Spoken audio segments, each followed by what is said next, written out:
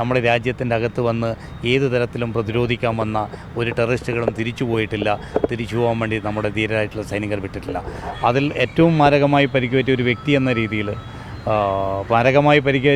എന്ന രീതിയിൽ എനിക്ക് ദുഃഖമില്ല. അതേപോലെ ഈ പരിക്ക് പറ്റിയതിലും ഞാൻ ഒരിക്കലും ഒരു ദുഃഖമായി കാണുന്നില്ല. കാരണം ഞാൻ കണ്ട അവസ്ഥയിൽ എനിക്ക് മരണപ്പെട്ട് കഴിഞ്ഞാലും ആ അവസ്ഥയിൽ ഞാൻ അതിനെ തികച്ചും പ്രതിരോധിക്കണമെന്ന ഒരു ഉത്തരവാദിത്തത്തിൻ്റെ ഒരു വെറിയാണ് എൻ്റെ മനസ്സിലുണ്ടായിരുന്നത്. പ്രത്യേകിച്ച് സാധാരണക്കാരായ ജനങ്ങളൊക്കെ ഇങ്ങനെ കുട്ടികളടക്കം മരിച്ചു വീഴുമ്പോൾ അവരുടെ ആ ശവശരീരം കണ്ടപ്പോൾ തന്നെ വളരെ വൈകാരികമായിട്ട് പ്രതികരണം ശേഷി വീണ്ടും ഊർജ്ജസ്വലതയോടുകൂടി മുന്നോട്ട് തന്നെ പോവുക, അത് ഏത് തന്നെ ആയാലും എന്താക്രമണം ഉണ്ടായാലും മുന്നോട്ട് തന്നെ പോയിക്കൊണ്ട് അതിനെ നേരിടുക എന്ന ലക്ഷ്യത്തോടു കൂടിയാണ് ഞാനും ആ ഓപ്പറേഷനിൽ പങ്കെടുത്തതും. തനിക്ക് നേരെ വന്ന അല്ലെങ്കിൽ ഒബ്രായ് ഹോട്ടലിലുണ്ടായ 2 ടെററിസ്റ്റുകളെ മുഖാമുഖം ഫൈറ്റ് ചെയ്തുകൊണ്ട് ആ 2 ടെററിസ്റ്റുകളെ വധിച്ചു.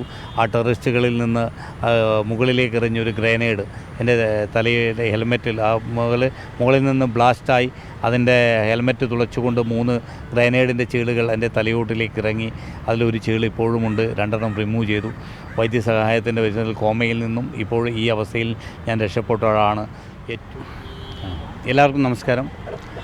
നമ്മുടെ രാജ്യത്തെ ഞെട്ടിച്ച ഒരു ഭീകരാക്രമണമായിരുന്നു 2008 മുംബൈയിൽ നടന്ന 26/11 ഓപ്പറേഷൻ ബ്ലാക്ക് ടോർണാഡോ എന്നറിയപ്പെടുന്ന നമ്മുടെ മുംബൈ ടെററിസ്റ്റ് അറ്റാക്ക്.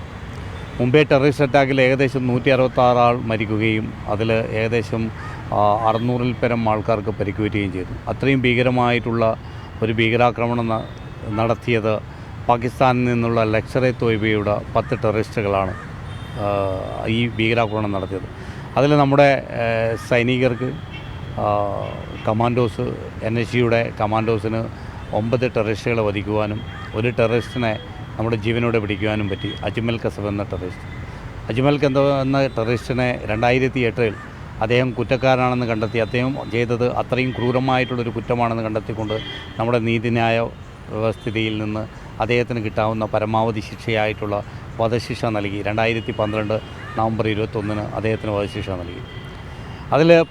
അതിൽ ആ ഓപ്പറേഷനിൽ ഉണ്ടായ അതല്ലെങ്കിൽ നാഷണൽ സെക്യൂരിറ്റി ഗാർഡിൻ്റെ കമാൻഡോസിൻ്റെ ഭാഗമായ ഒരു വ്യക്തി എന്ന രീതിയിൽ, അതിൻ്റെ പാർട്ടായിട്ടുള്ള ഒരാളെന്ന രീതിയിൽ ഞാൻ അവിടെ കണ്ട അവസ്ഥ എന്നത് ഏറ്റവും തികച്ചമായിട്ടുള്ള ഏറ്റവും നമ്മളൊക്കെ കണ്ടാൽ തന്നെ വല്ലാത്ത വിഷമം തോന്നുന്ന ഒരവസ്ഥയാണ് ഉണ്ടായിരുന്നത്. നരിമാൻ ഹൗസിലായാലും താജ് ഹോട്ടലിലായാലും ടഡൻ്റ് ഓബ്രായ് ഹോട്ടലിലായാലും അവിടെയൊക്കെ കണ്ടത് എത്രയോ പേർ സാധാരണക്കാരായ ജനങ്ങളും അതിൽ ഫോറിനേഴ്സും ഉണ്ടായിരുന്നു. അവരൊക്കെ മരണപ്പെട്ടു. അതിൽ കുട്ടികളുണ്ടായിരുന്നു, അതിൽ സ്ത്രീകളുണ്ടായിരുന്നു. അവരൊക്കെ മരണപ്പെട്ടുകൊണ്ട് അതിൽ കഴുത്തിലും തലയിലും ശരീരത്തിലാകമാനവും ബുള്ളറ്റേറ്റുകൾ ഏറ്റുകൊണ്ട് ഗ്രനേഡിൻ്റെ സ്പ്ലെൻഡേഴ്സിൻ്റെ ഇഞ്ചുറിയിൽ മരണപ്പെട്ട് അവരുടെ ശരീരത്താകമാനമുണ്ടായ ബ്ലഡൊക്കെ വാർന്നൊലിച്ചുകൊണ്ട് ആ ബ്ലഡൊക്കെ ഒരു ചളി പോലെ കെട്ടിക്കിടക്കുകയായിരുന്നു നമ്മൾ അവിടെ എത്തുമ്പോഴേക്കും. ഈ ഓപ്പറേഷനിൽ പങ്കെടുത്ത അല്ലെങ്കിൽ ഓപ്പറേഷനിൽ ടെററിസ്റ്റുകൾക്കെതിരെ പോരാടാൻ നിയുക്തമായ NSCയുടെ നാഷണൽ സെക്യൂരിറ്റി ഗാർഡ് കമാൻഡോസ് എന്ന രീതിയിൽ ഇവിടെ ഞാൻ ഒരു വ്യക്തിയെ ഓർമ്മിക്കാൻ ആഗ്രഹിക്കുകയാണ്. നമ്മുടെ പ്രിയപ്പെട്ട മേജർ സന്ധ്യ ഉണ്ണികൃഷ്ണൻ, പ്രത്യേകിച്ച് കേരളത്തിൻ്റെ അഭിമാനമായിട്ടുള്ള മേജർ സന്ധ്യ ഉണ്ണികൃഷ്ണൻ സാർ. തനിക്ക് നേരെ വന്ന 2 ടെററിസ്റ്റുകളെ വിരുന്നെഞ്ചിൽ വെടിയുണ്ട ഏറ്റുവാങ്ങിക്കൊണ്ട് അദ്ദേഹം ആ ടെററിസ്റ്റുകൾക്ക് നേരെ വെടിയുണ്ട തീർത്തുകൊണ്ട് നമ്മുടെ ധീരമായിട്ട് 2 ടെററിസ്റ്റുകളെ വധിച്ചുകൊണ്ടാണ് നമ്മുടെ രാജ്യത്തിന് വേണ്ടി വീരമൃത്യു വരിക്കുന്നത്. അതേപോലെ തന്നെയാണ് നമ്മുടെ കമാൻഡോസിലെ ഒരു ഗജേന്ദ്ര സിംഗ്.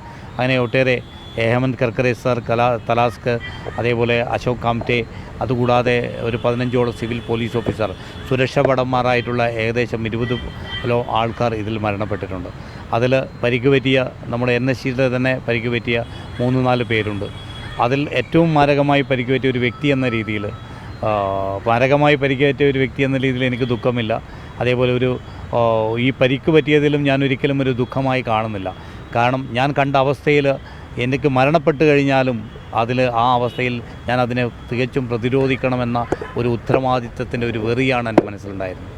പ്രത്യേകിച്ച് സാധാരണക്കാരായ ജനങ്ങളൊക്കെ ഇങ്ങനെ കുട്ടികളടക്കം മരിച്ചു വീഴുമ്പോൾ അവരുടെ ആ ശവശരീരം കണ്ടപ്പോൾ തന്നെ വളരെ വൈകാരികമായിട്ട് പ്രതികരണം ശേഷി വീണ്ടും ഊർജ്ജസ്വലതയോടുകൂടി മുന്നോട്ട് തന്നെ പോവുക, അത് ഏത് തന്നെ ആയാലും എന്താക്രമണം ഉണ്ടായാലും മുന്നോട്ട് തന്നെ പോയിക്കൊണ്ട് അതിനെ നേരിടുക എന്ന ലക്ഷ്യത്തോടു കൂടിയാണ് ഞാനും ആ ഓപ്പറേഷനിൽ പങ്കെടുത്തതും.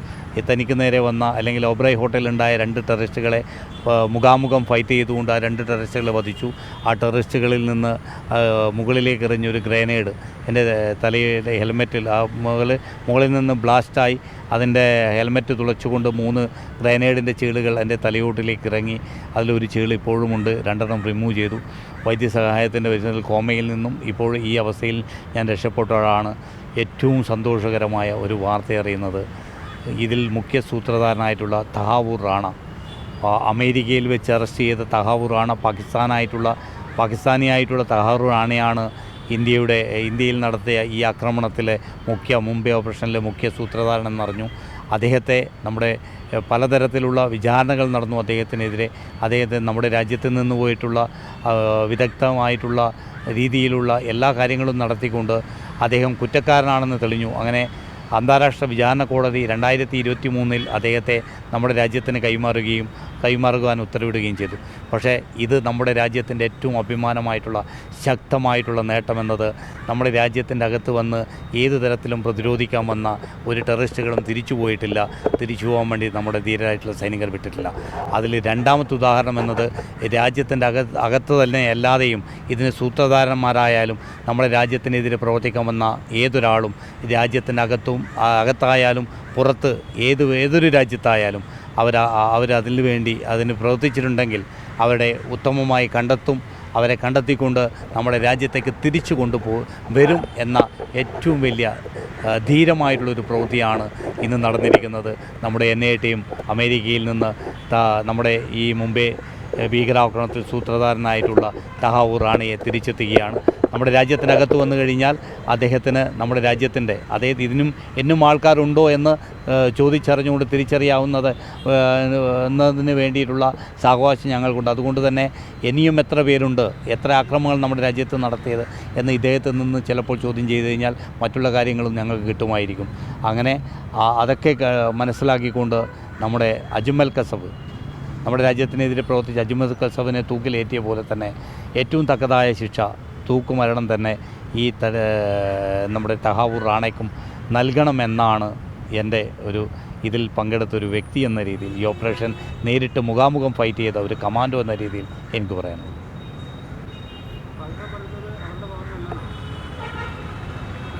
അജ്മൽ കസബിനെ പിടിച്ചപ്പോഴും പാകിസ്ഥാൻ പറഞ്ഞിരിക്കുന്നത് അവരുടെ പൗരനല്ല എന്ന്. തികച്ചും നമ്മളത് കണ്ടെത്തിയതാണ്.